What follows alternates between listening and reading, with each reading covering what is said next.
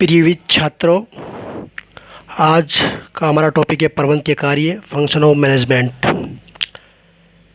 ये क्वेश्चन प्रबंध के कार्य, फंक्शन ऑफ मैनेजमेंट का प्रश्न एग्ज़ाम में पूछा जाता है। पूरा बड़ा क्वेश्चन होता है, 20 नंबर का लगभग क्वेश्चन आता है ये।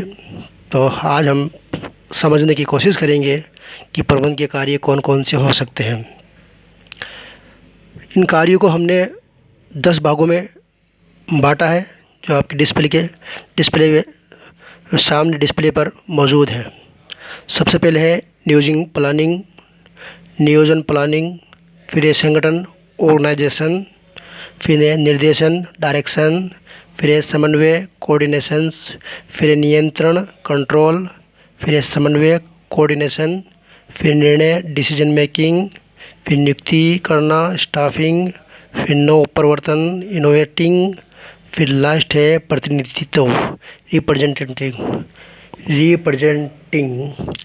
इसके अलावा भी अन्य कार्य भी हो सकते हैं, लेकिन यहाँ पे जो मुख्य कार्य है वो उसका डिस्प्ले पे लिखा गया है, डिस्प्ले पे शो किया गया है। तो सबसे पहले आगे जाके जब हम प्रबंध की जो किताब है उसमें हम पढ़ेंगे, इनका जो कार्य है उनको विस्तार से भी, इनका चैप्टर भी अलग से दे रखा है। नियोजन का, संगठन का, निर्देशन का, समन्वय का, नियंत्रण का, समन्वय, निर्णय, ये आगे जाके चैप्टर बन जाएंगे आपके। तो अभी जब इसके कार्य का जो प्रश्न आता है उसमें हमें सिर्फ सारांश के रूप में नियोजन क्या होता है उसके बारे में, नियोजन संगठन जो कार्य है उसको बिल्कुल शॉर्ट में देखना है। फिर आगे जाके ये अलग से चैप्टर बनेंगे, तो वहाँ पे हम इनको विस्तार से पढ़ने का हमें मौका मिलेगा। तो नियोजन क्या होता है, प्लानिंग हमने वैसे 12वीं कक्षा में कॉमर्स में भी पढ़ा है। इसके बारे में देखते हैं नियोजन क्या होता है। सबसे महत्वपूर्ण और सबसे पहला काम है नियोजन। प्रबंध का सबसे महत्वपूर्ण एवं प्राथमिक कार्य है प्रबंध। इसके द्वारा भविष्य में किए जाने वाले कार्यों का अग्रिम रूप से एडवांस से निर्धारण करता है। नियोजन कार्यक्रमों, नियमों, कार्य पद्धतियों, बजट, व्यवसायिक व्यूहरचनाओं का निर्माण करता है। मेरी कुशिंग नाइन्स जो प्रबंध के जानकार है वो बताते हैं, उनके अनुसार नियोजन एक उद्देश्य की पूर्ति हेतु श्रेष्ठ कार्य विधियों का चयन एवं विकास करने की जागरूक प्रक्रिया है।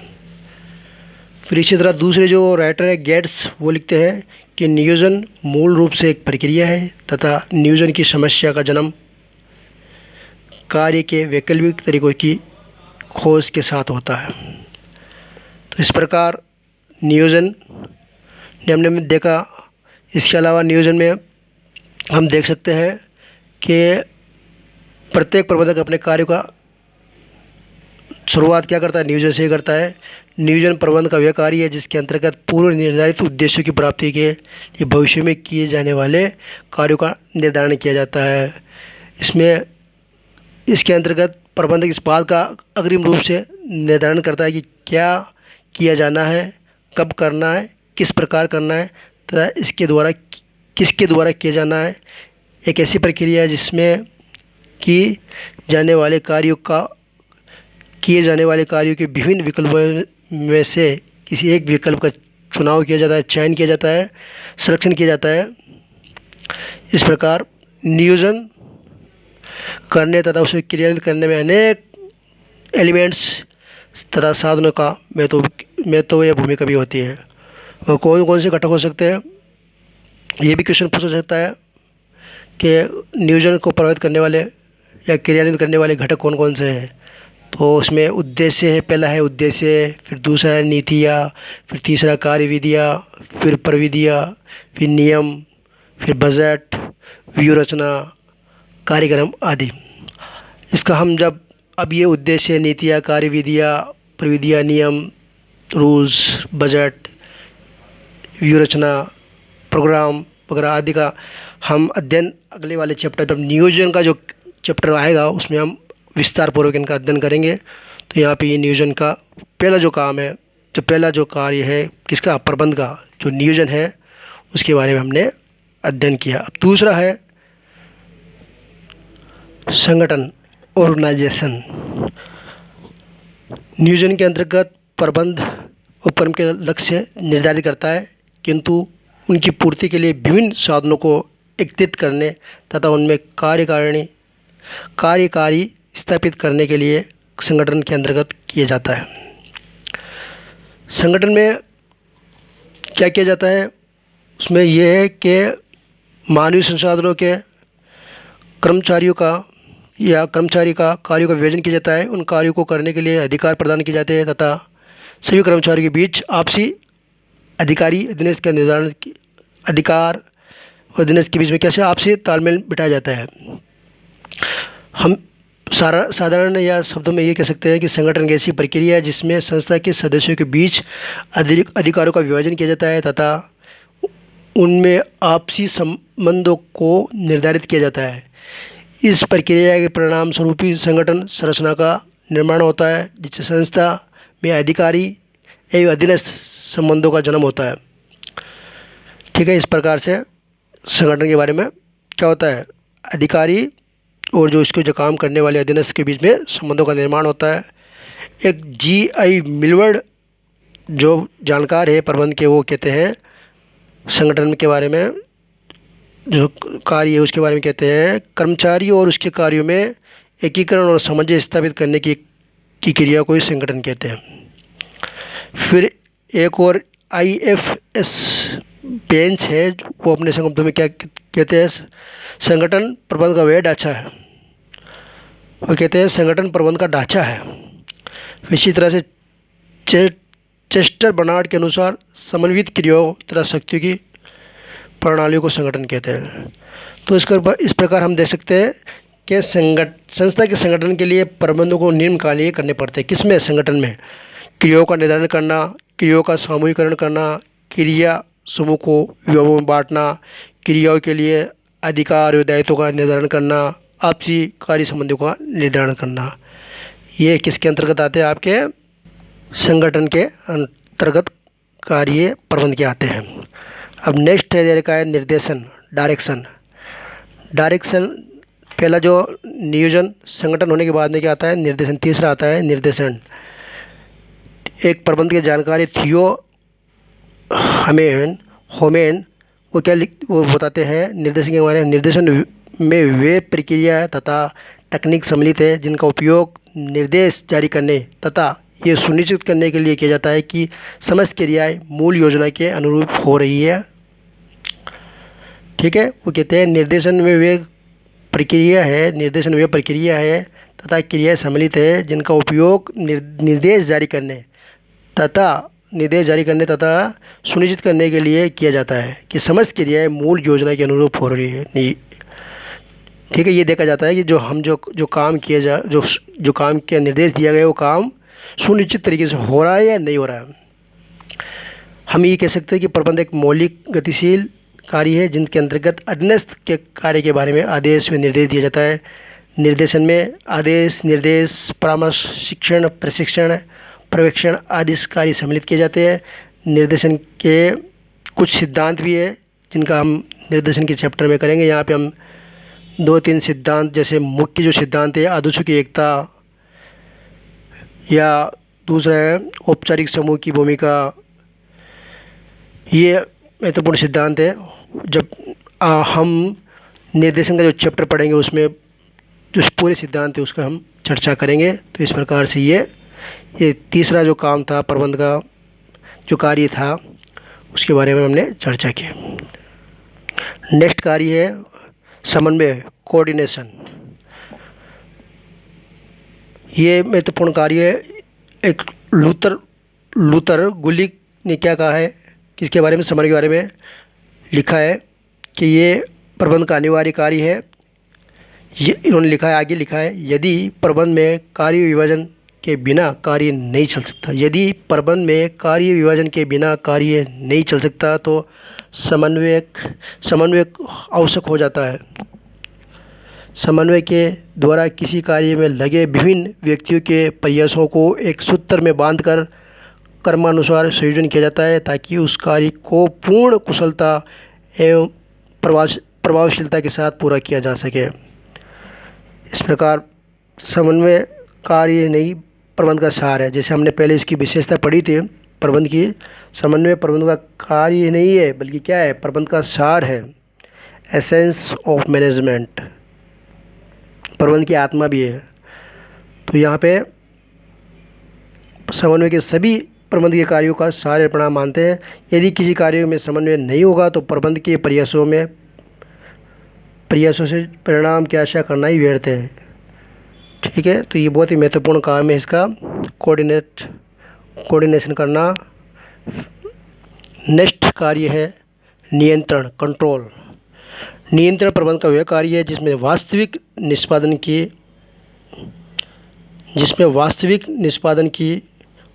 निष्पादन परिणामों के साथ तुलना करके विचलन ज्ञात किया जाता है ताकि सुधारात्मक कार्रवाई की जा सके।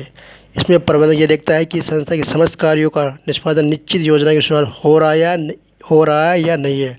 हेनरी फ्योल है, वो नियंत्रण के बारे में क्या लिखते हैं, लिखते हैं नियंत्रण का आशय ये जांचने से है कि संस्था के सभी कार्य, अपनाई गई योजनाएं, दिए गए निर्देशन निर्धारित नियमों के अनुसार हो रहे हैं या नहीं।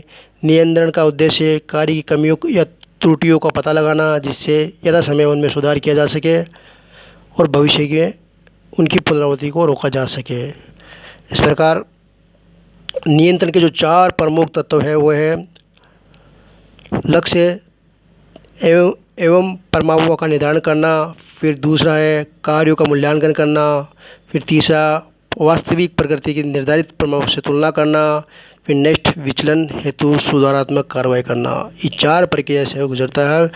चार प्रक्रिया बोल सकते हैं या 4 प्रमुख घटक बोल सकते हैं। उसमें ये नियंत्रण में निर्भर करता है। नेक्स्ट जो काम है संप्रेषण, कम्युनिकेशन, बहुत इम्पोर्टेंट काम है।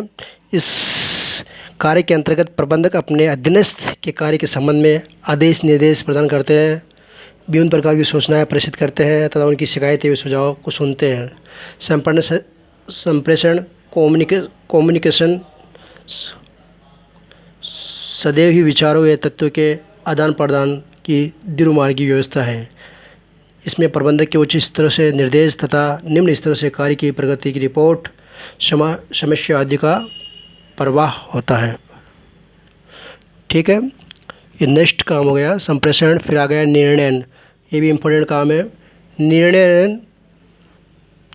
निर्णय डिसीजन मेकिंग प्रबंध का एक अन्य महत्वपूर्ण काम है। ये कौन सा, निर्णय। परंतु इस कार्य के संबंध में विद्वानों का विचार है कि प्रबंध के प्रत्येक कार्य में निर्णय अंतर्व्यर्थ है।